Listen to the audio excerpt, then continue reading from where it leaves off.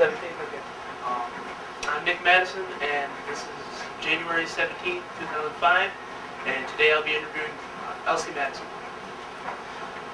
Elsie, what were you doing on December 7th, 1940? It was probably a school day. I was only 11 years old when this happened, so I was just a child, and I must have been attending school because I knew that the Pearl Harbor, I got that information off from the news of the evening. So. How did it make you feel when you heard the news? Well, being as how it was so far away, I knew it was bad, but I really didn't understand the whole concept of it. And you got it just over a news here, but I knew it was going to affect our country. How did life change after Pearl Harbor? Well, that is when virtually, I think the country got rather more or less pulled together, and everybody was doing their share more than, and it was a united country. Unified. What do you remember about life on the Homefront during the war? Oh, I have numerous different things that I can tell you on that. Okay.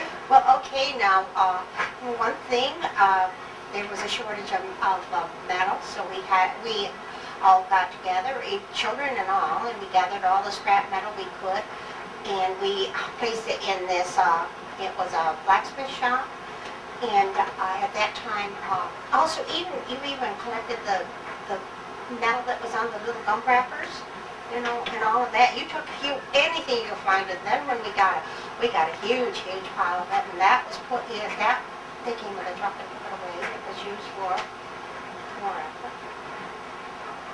And then, war effort was our big expression in those days. Everybody used, that was the big thing.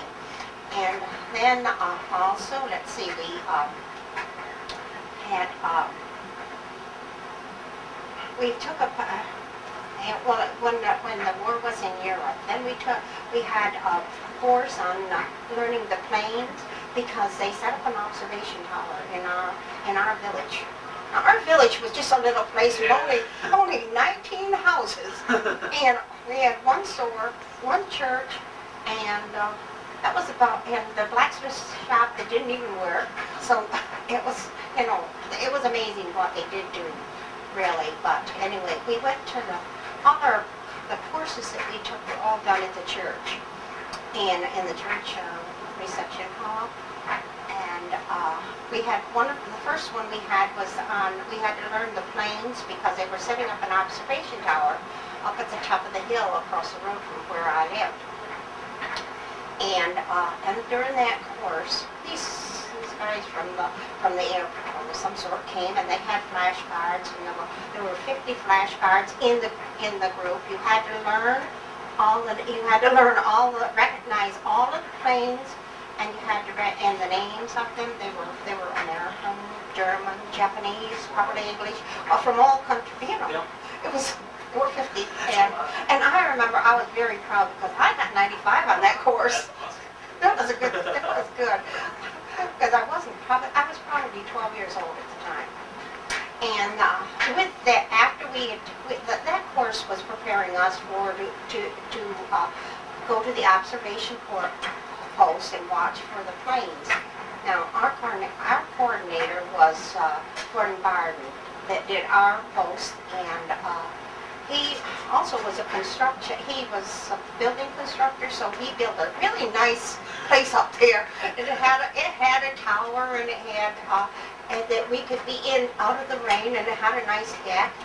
And now my sister and I, we had the shift of 6 to 9 on Sunday mornings.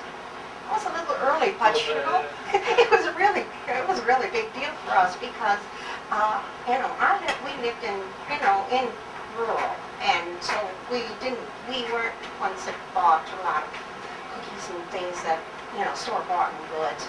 So what we would do is we'd go down to the store on a Saturday, and we'd get some of those snowballs, pink snowballs, and a bottle of soda for each of us, and we took those up, and it was a real big deal, And but at one time, it was during the summer, and whoever was supposed to take their turn wasn't able to take it at that time. So I asked if I would go up with, I was probably 14 at the time, and I was asked to go up with this 10-year-old son of the bargain coordinators. And we went up. I agreed to do it, and we went up, and a plane did go over. Well, but what it was a little private plane. If I'm recollecting correctly, it was a Piper Cub. But we made our call like we were supposed to report it, and we wrote in the log. You had to write in the log the time and the district and the plane that you had recognized. So we really did some good job, for young folk. And then, let's see, another thing we had was,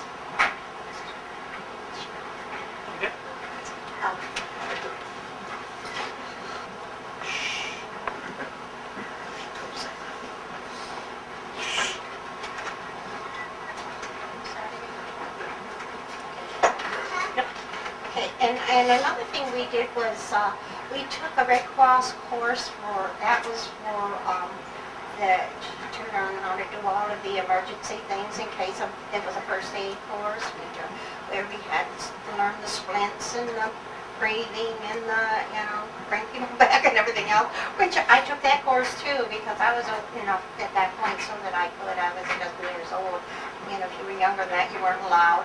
It was my mother and my older sister, my older brother, and myself. We all took that course. That was at the church, okay. And I passed that one by too, so there was it was just another little thing. And there was another thing we did that probably you wouldn't even know about, was we went and collected milkweed pods. And they were the right ones, and what they used that is the filling of them as fillers in life jackets for the military. And what kind of support did you see for the troops? You had a tremendous amount of support. Everyone was very cooperative. Everyone was willing to do what they were asked. The cooperation was great. Did you have members of your family in the service? Yes, I did have a brother, and I can tell you a story about that also. He went in 43, and then he was sent overseas. And in those days you were not allowed to know where your folks were stationed, and what they got was an APO address. And so when you wrote the letter to them, it was through this APO, and they sent back to you. And also, those letters were censored. And we did get some letters back from him that had blacked out spots so that he wasn't supposed to tell. And then at one point, he being a young fella and all of that, we hadn't heard from him in quite some time. And so my folks went according to the regulations that they had to went to the Red Cross.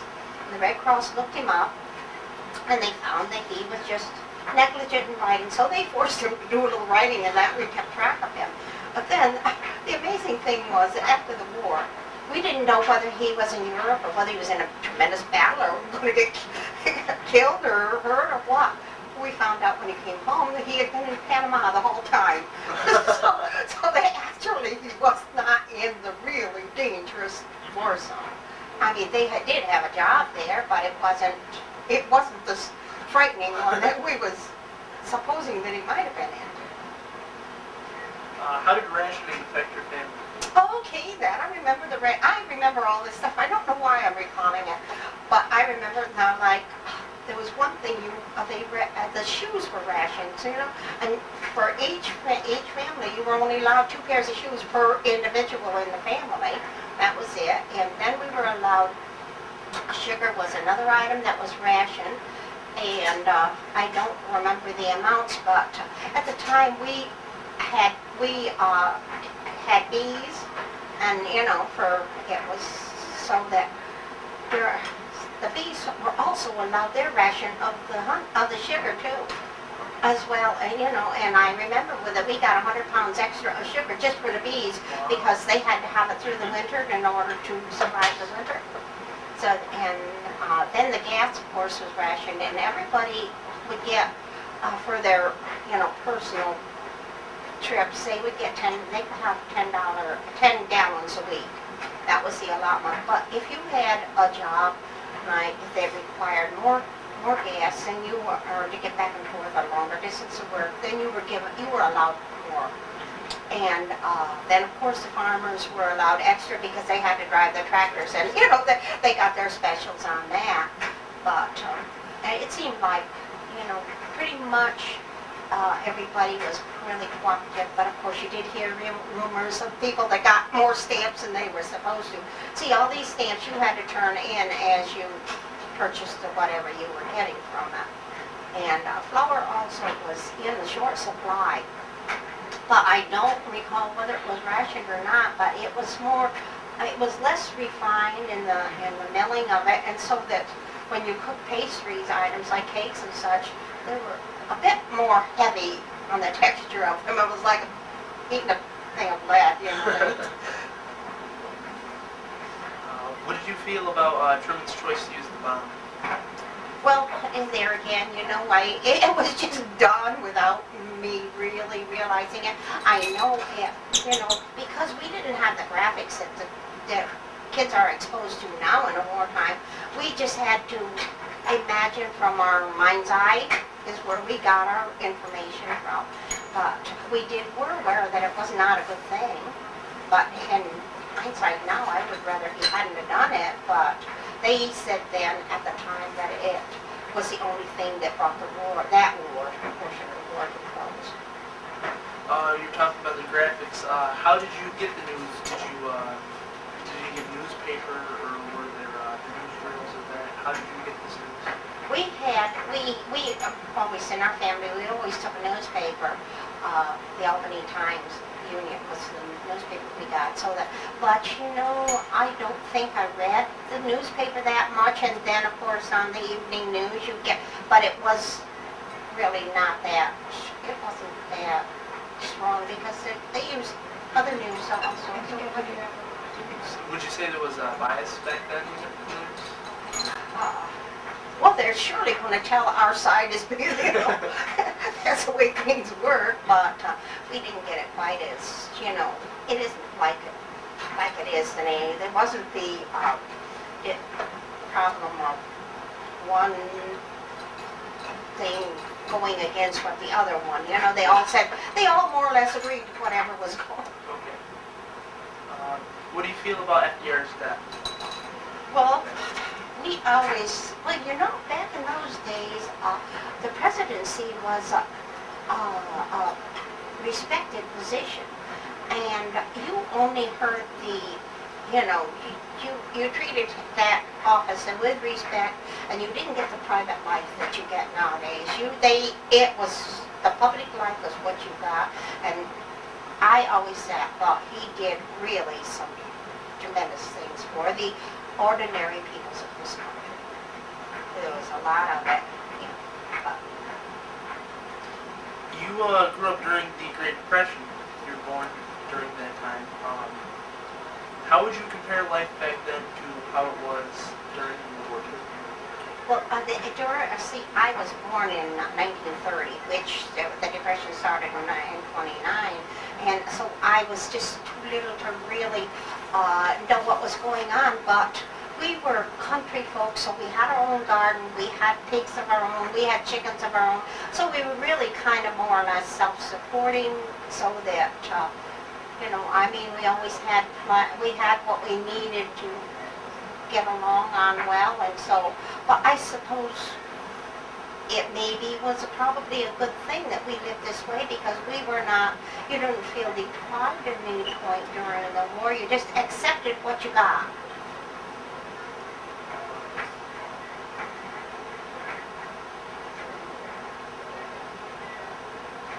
Outside of the work you did in the observatory and that, what else did you do for recreation during the war? We just behaved like normal country kids. We did all of the things that we would ordinarily do. It was wintertime. We slid down the hill on a cardboard, a piece of cardboard, and we did a little skating. We went around and, did farm like we did. Of course, we had chores at our place. We had to keep, to keep yourself going. You had chores and all the normal things that kids would do. Were you ever worried that our side wouldn't win? Did it ever look like that? No, I don't believe it ever entered my head, but there again, you got the positive side always, and I was young. See, I was, the whole, 14, I believe, when it was over, maybe possibly 15. So. Okay, did you know anyone who was killed or wounded in the war? Well, I didn't know anyone personally, but there was a family of, I believe it was from Granville, the Sullivans, and there were 5 sons in that were all killed. And you did get that because, and also we had in our village, they had put up this plaque it was in the schoolyard. It had the names of all of our young men that were in the service at the time. And you did see a star or 2 behind the name, and that meant that they had been killed. And that sat in the schoolyard for a good many years. And another thing, the people, the families, if you had someone in service, everybody put up it was like a placard in their window, and it would have a star on it that would say that we have a son in service. And how did you feel when the war ended? Oh, we were really elated. I remember I went to Granville School. I was at Granville School all through it. As a child in a small village, through 6th grade, we went to the one-room school. But then after that, we got, we were bused to Granville. And I remember the day very well that the principal, Mr. McMaster, called assembly, and we all went to the assembly, and he announced that it was PE day, and he dismissed the whole school, and told us we could go and march up to the business district, and we were really all joyful. That was probably part of it was the fact that we had the time off. How would you describe the ways the war changed your life and others? Well, I think that it was really a serious time, and I can remember back when the war was still on, they came out with this song at Christmas time. They had I'll Be Home for Christmas. And that was an awfully sad song because my brother was in at the time, and really, it kind of made you feel bad. But then afterwards, you bounce back. After the war was over, you bounce back and things were normal again. Is there one thought about your wartime experience that you'd like to share with future generations? Well, the one thing, I think it would be so much better if they didn't have all of these graphics for these children to have to see. It was just, with us, it wasn't there as strong, and now there's nothing left to your imagination. In those days, the war was what you imagined it to be. Or, and from the expressions on your parents and such as that. Or in our household, there wasn't too much talk of it. I mean, it wasn't there we weren't allowed to be depressed by the effects of it. Is there anything else I should ask? Well, let's see. And did you know that in 43 they made the metal penny that was it was a white penny, very light and all of that. It was because they thought they needed the copper for the war effort. There again, there's that word that was over and over. It was put out through us. And also, I didn't tell you about the blackout drills. In that small little bit of a village that we had, they made us pull down. We had like the green darkening shades on at our windows. And when the drill time came, you had to pull down your shade and let no light come out through there. And then there was a man that went around and checked all the houses, make sure that you didn't have any light. If you did, he'd come to the door, and I guess he was supposed to report it. So, but to me, I mean, who was about to bomb this little town of village of North Hebron with nothing there, and not near to, we weren't near to anything. And there weren't enough of little lights showing out that was really going to draw a plane that was coming in from somewhere. It was really amazing. So, but unless you have something else. Well, thank you very much for letting me interview. Well, you're very welcome. And I hope it's goes somewhere, did some good, okay?